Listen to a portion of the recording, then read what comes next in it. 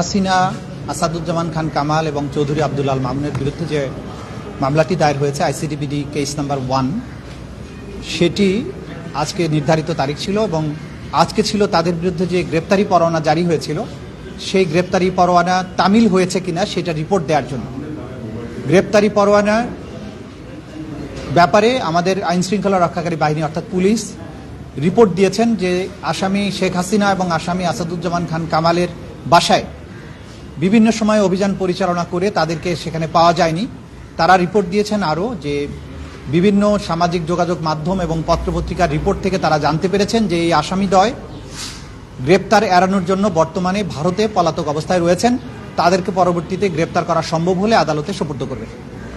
এই রিপোর্ট আসার প্রেক্ষিতে আমাদের ট্রাইব্যুনালের যে আইন আছে, ট্রাইব্যুনালের জন্য যে রুলস অফ প্রসিডিওর আছে, সেই প্রসিডিওর অনুযায়ী যেহেতু গ্রেপ্তার তাদেরকে করা যায়নি, সে কারণে আদালত আগামী 1 সপ্তাহের মধ্যে তাদেরকে হাজির হওয়ার জন্য, অর্থাৎ এই আসামি শেখ হাসিনা এবং আসাদুজ্জামান খান কামালকে আগামী 1 সপ্তাহের মধ্যে হাজির হওয়ার জন্য নির্দেশনা দিয়ে আদালতের এই আদেশটি দুটো বাংলাদেশের বহুল প্রচারিত পত্রিকায় বিজ্ঞপ্তি দেওয়ার জন্য আদেশ দিয়েছেন এবং এই বিজ্ঞপ্তি অনুযায়ী তারা যাতে হাজির হন আগামী 24শে জুন তাদেরকে সেই বিজ্ঞপ্তির মাধ্যমে জানিয়ে দেওয়া হবে 24শে জুনের মধ্যে তারা যাতে এই আদালতে এসে হাজির হয়ে এই বিচার প্রক্রিয়া মোকাবেলা করেন।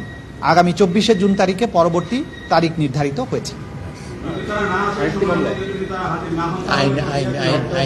আইনের বিধান হচ্ছে যদি এই পত্রিকায় বিজ্ঞপ্তি প্রকাশের পরেও আসামিরা আদালতে উপস্থিত না হন তাহলে আদালত তাদের অনুপস্থিতিতে বিচারের রাস্তায় অগ্রসর হবেন। সেটা আমাদের আইনের সুনির্দিষ্টভাবে বর্ণনা করা আছে। তারা যদি এই সময়ের মধ্যে উপস্থিত না হন তাহলে আদালত আইন অনুযায়ী তার পরবর্তী কার্যধারা গ্রহণ করবেন এবং তাদের অনুপস্থিতিতেই বিচার কার্য পরিচালিত হবে। আমি ইতিমধ্যেই বলেছি, আমরা ইতিমধ্যেই বলেছি যে তারা রিপোর্ট দিয়েছেন যে আসামিদ্বয় ভারতে পলাতক আছেন মর্মে পুলিশ আমাদের কাছে রিপোর্ট দিয়েছে। আমরা দেখছি যেদিনই শেখ হাসিনার মামলা হয় সেদিনই ককটেল বিস্ফোরণের মতো ঘটনা ঘটছে, আজকেও ঘটেছে। সেক্ষেত্রে এটা কি বিচার বাধাগ্রস্ত করার কোনো মনে করেন কিনা? আমরা এগুলো আমলে নিচ্ছি না। আইন শৃঙ্খলা রক্ষাকারী বাহিনী এগুলো ডিল করবেন। আমাদের বিচার প্রক্রিয়া এটা ন্যায়সঙ্গত বিচারের প্রক্রিয়া। বাংলাদেশে যে অপরাধ হয়েছে সেটার বিচার হতে হবে, এটা ন্যায় বিচারের দাবি, আইনের দাবি, জাতীয় প্রত্যাশা। সেটা স্মুথলি অগ্রসর হতে থাকবে।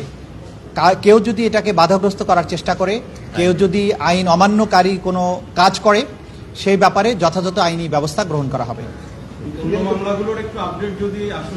অন্য কোনো মামলার বিষয়ে আজকে কথা বলতে চাচ্ছি। Thank you.